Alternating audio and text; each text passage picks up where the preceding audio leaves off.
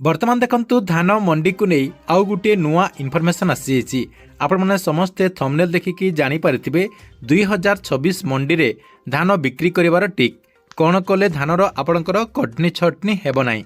देखंतु सरकार तरफ धान बिक्री कला परे आपणकर कटनी छटनी होता है जहाँकि मिलर तरफ कटनी छटनी करा जाय थाए।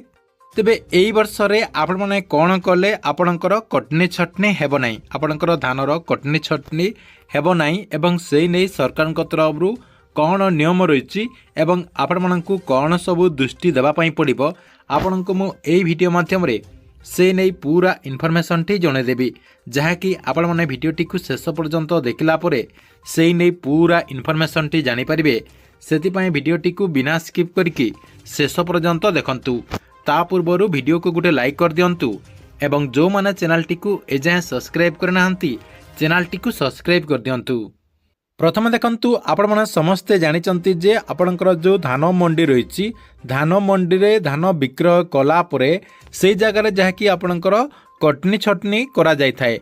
देखंतु किछि जगह आपणकर 3 केजी रु 4 केजी पर क्विंटाल जहाँकि कटनी छटनी करा जाय थाए एवं किछि जगह आपणकर कम मध्य कटनी छटनी करा जाय थाए। तेबे एई वर्ष जेहेतु आपण माने धान मंडी रे धानटी को विक्रय करिवे केमिति आपणकर कटनी छटनी हेब नाही सेही सबु प्रति आपण माने कोन सबु दृष्टि देले आपणकर धानटी को उचित मूल्य रे जहाँकि मंडी माध्यम रे विक्रय करि परिबे। देखंतु आपण माने समस्त जानिचंती जे गत वर्ष रु सरकार तरफ FAQ करा जायछि जहाँकि कहा जाउछि जे फेयर एवरेज क्वालिटी अर्थात आपणकर धानर क्वालिटी ठीक थिले सरकार तरफ धानटी को किणा जिवो एवं ठीक धान देकी आपण ठीक टंका पाई परिबे बोली सरकार तरफ कहा जाउछि। तेबे देखंतु आपणकर जो FAQ कहा जाउछि अर्थात आपणकर जो फेयर एवरेज क्वालिटी जो कहा जाउछि आपण माने केउ धानटी को FAQ मानर बोली कहि परिबे। देखंतु आपणकर धानर जो क्वालिटी रहिछि सेही क्वालिटी जदि आपणकर ठीक रही देखंतु आपणकर अगाड़ी कम थिबो आर्द्रता कम थिबो ता सहित आपणकर बाली गुड़ी मिक्स नथिबो। देखंतु सेति पई आपणकर प्रत्येक मंडी रे मेसिन मध्य लगा जायछि आपणकर सब किछि चेक चाक करबा पई मेसिन मध्य लगा जायछि से मेसिन माध्यम रे आपणकर केते अगाड़ी रहिछि सेटा जहा कि चेक करि हो जाउछि आपणकर आर्द्रता केते रहिछि सेटा मध्य चेक हो जाउछि बाली गुड़ी एमती आपणकर बहुत सारा जहाँ कि मिक्स हो जाइथिबा सामग्री जहाँ कि सेठी आपणकर मूल्यांकन हो जाउछि अर्थात आपणकर धानटी ठीक धान कि आपणकर खराब धान से सब जहाँ कि सेठी आपणकर मूल्यांकन हो जाउछि। तेबे देखंतु एई वर्ष जदि आपण धान मंडी रे विक्रय करबा पई चाहउचंती ताहले एई वर्षर नियम कोन रहिछि अर्थात आपणक धान रे कौन सबू केते मिक्स थिले आपण माने ठीक से मंडी रे धानटी को विक्रय करि पारबे आपणकर कम कटनी छटनी हेबा। देखंतु से नै कौन इनफॉरमेशन रहिछि आपणको मु देखंतु गोटे गोटे करी जने देउछि। देखंतु प्रथम आपणकर FAQ धान जानले आपणकर फेयर एवरेज क्वालिटी अर्थात आपणकर एवरेज वाइज क्वालिटी थिबा धान सरकार तरफ किणा जीव अर्थात आपणकर धानटी जदि ठीक रहिछि ताहले आपणकर धानटी को मिलर तरफ जहा कि उठा जीव बोली सूचना रहिछि।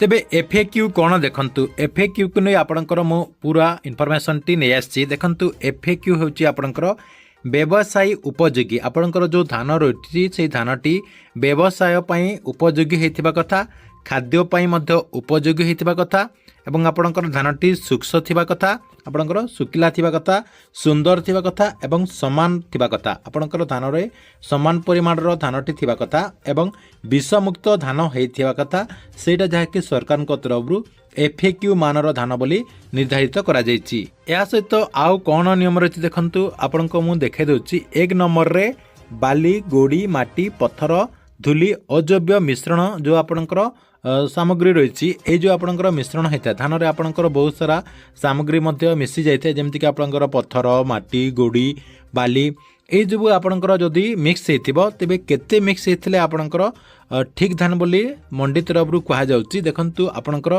गोटे प्रतिशत जदि मिक्स रही ताले सेटा जहा कि मंडी रे चलिबो जहा कि सेही धान को मध्य आपणकर FAQ धान बोली कहा जाउछि। 2 नंबर रे आउ कोन रही देखन 2 नंबर रही जैविक मिश्रण से जहाँकि आपणकर अजैविक मिश्रण थिला एबे आपणकर जैविक मिश्रण अर्थात आपणकर काठी कुटा पोल तसु ए सब आपणकर मध्य मिक्स होता है सेटा जहाँकि आपणकर सेटा मध्य 1% ରହିଥିଲେ ଆପଣଙ୍କର FAQ ମାନ ବୋଲି ନିର୍ଦ୍ଧାରିତ କରାଯିବ ଅର୍ଥାତ୍ FAQ ମାନର ବୋଲି କୁହାଯିବ।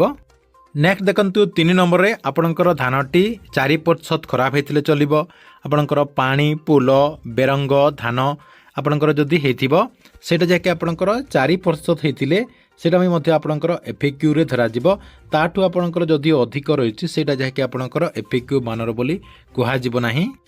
ନେକ୍ସଟ ରହିଛି ଆପଣଙ୍କର 5 ନମ୍ବରରେ ସରୁ ଧାନ ମୋଟା ଧାନ ଆପଣଙ୍କର ଯଦି 7% ମିଶ୍ରଣ ହେଇଛି। ଦେଖନ୍ତୁ କିଛି ଧାନ ଆପଣଙ୍କର ମିକ୍ସ ହେଇଥାଏ, କିଛି ଧାନ ଆପଣଙ୍କର ମୋଟା ଧାନରେ ସରୁ ଧାନ ଯାହାକି ମିକ୍ସ ହେଇଯାଇଥାଏ, ଆପଣଙ୍କର ସରୁ ଧାନରେ କିଛି ମୋଟା ଧାନ ମଧ୍ୟ ମିକ୍ସ ହେଇଯାଇଥାଏ। ମିଶାମିଶି ହେଇକରି ଯଦି ଆପଣଙ୍କର 7% ରହିଛି ତାହେଲେ ଆପଣଙ୍କର ଧାନଟି FAQ ବୋଲି କୁହାଯିବ।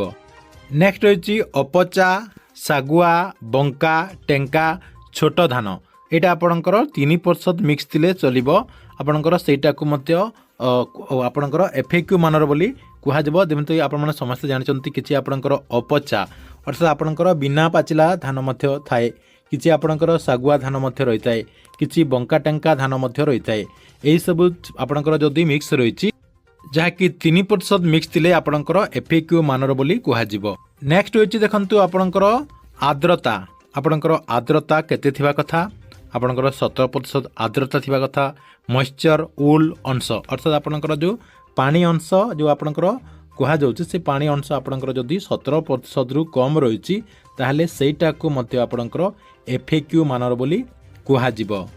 ତେବେ ଆପଣମାନେ କନଫର୍ମଲି ଜାଣିପାରିଲେ ଯେ ସରକାରଙ୍କ ତରଫରୁ ଏଥର ଯେଉଁ ଧାନଟି ମଣ୍ଡି ମାଧ୍ୟମରେ କିଣାଯିବ ଏଇ ରୁଲ୍ ଅନୁସାରେ ଯଦି ଆପଣଙ୍କର ସବୁକିଛି ଠିକ୍ଠାକ୍ ହେଇଥିବ, ଆପଣଙ୍କର ଧାନ ଯଦି ଏହି ହିସାବରେ ଯଦି ରହିଛି ତାହେଲେ ଆପଣଙ୍କର ଧାନଟିକୁ FAQ ମାନର ଧାନ ବୋଲି ଧରାଯିବ। ଆପଣଙ୍କର ଯେଉଁ ମେସିନ୍ ଗୁଡ଼ିକ ମଣ୍ଡି ମାଧ୍ୟମରେ ଦିଆଯାଇଛି ସେ ମଣ୍ଡିରେ ଆପଣଙ୍କର ଧାନର ମାନଟିକୁ ଟେଷ୍ଟ କଲା ପରେ ସେ ଯାହାକି ଆପଣଙ୍କର ନିର୍ଦ୍ଧାରିତ ହେଇଯିବ ଯେ ଏଇଟା ଆପଣଙ୍କର FAQ ମାନର ଧାନ ଅଟେ କି ନାହିଁ, ସେହି ସବୁ ଯାହାକି ଚେକ୍ କଲା ପରେ ଆପଣମାନେ ମଧ୍ୟ ଜାଣିପାରିବେ। ତା ସହିତ ଆପଣଙ୍କର ଯେଉଁ RMCର ଅଧିକାରୀମାନେ ରହିଛନ୍ତି ସେମାନେ ମଧ୍ୟ ଜାଣିପାରିବେ ଏବଂ ଆପଣଙ୍କର ନିର୍ଦ୍ଧାରିତ କରାଯିବ ଏବଂ ସେହି ଅନୁସାରେ ଆପଣଙ୍କର ମଣ୍ଡିରେ ଧାନଟିକୁ ଉଠାଯିବ। ଠିକ୍ ଅଛି, ଏଥିଲା ଚାଷୀ ଭାଇମାନଙ୍କ ପାଇଁ ଗୋଟେ ବଡ଼ ଇନଫର୍ମେସନ୍। ଆପଣମାନେ ଯାହାକି ଏଇ ଯେଉଁ ଆପଣଙ୍କର ନିୟମଟି ରହିଛି ଏଇ ନିୟମ ଅନୁସାରେ ଧାନଟିକୁ ଆପଣଙ୍କର ଠିକ୍ଠାକ୍ରେ ରଖନ୍ତୁ ଏବଂ ଏହି ଧାନଟିକୁ ଆପଣ ଯାହାକି ମଣ୍ଡି ମାଧ୍ୟମରେ ବିକ୍ରୟ କରନ୍ତୁ, ଯାହାଦ୍ୱାରା ସରକାରଙ୍କ ତରଫରୁ ଉଚିତ ମୂଲ୍ୟର ଟଙ୍କାଟି ପାଇପାରିବେ। ଠିକ୍ ଧାନ ଦେଲେ ଆପଣମାନେ ମଣ୍ଡି ମାଧ୍ୟମରେ ଠିକ୍ ଟଙ୍କା ପାଇପାରିବେ ବୋଲି ସରକାରଙ୍କ ତରଫରୁ ସୂଚନା ଦିଆଯାଇଛି। ସେଥିପାଇଁ ଏହି ମାନର ଧାନଟିକୁ ଆପଣମାନେ ଯାହାକି ମଣ୍ଡି ମାଧ୍ୟମରେ ଦିଅନ୍ତୁ, ଯାହାଦ୍ୱାରା ଆପଣମାନେ ଠିକ୍ସେ ଟଙ୍କା ମଧ୍ୟ ପାଇପାରିବେ। ଠିକ୍ ଅଛି, ଏଥିଲା ଆପଣଙ୍କ ପାଇଁ ଧାନ ମଣ୍ଡିକୁ ନେଇ ଗୋଟେ ବଡ଼ ଇନଫର୍ମେସନ୍। ଆପଣଙ୍କୁ ଭିଡ଼ିଓଟି କେମିତି ଲାଗିଲା କମେଣ୍ଟ ବକ୍ସରେ ନିଶ୍ଚୟ ଗୋଟେ କମେଣ୍ଟ କରନ୍ତୁ ଏବଂ ପ୍ରତ୍ୟେକ ଦିନ ଏମିତି ନୂଆ ନୂଆ ଯୋଜନା ଗୁଡ଼ିକର ଅପଡେଟ୍ ଗୁଡ଼ିକ ଜାଣିବା ପାଇଁ ଚାହୁଁଥିଲେ ଆମର ଏଇ ଯେଉଁ ଚ୍ୟାନେଲ୍ ରହିଛି ଏହି ଚ୍ୟାନେଲ୍ଟିକୁ ସବସ୍କ୍ରାଇବ୍ କରିକି ରେଗୁଲାରଲି ଦେଖୁଥାନ୍ତୁ।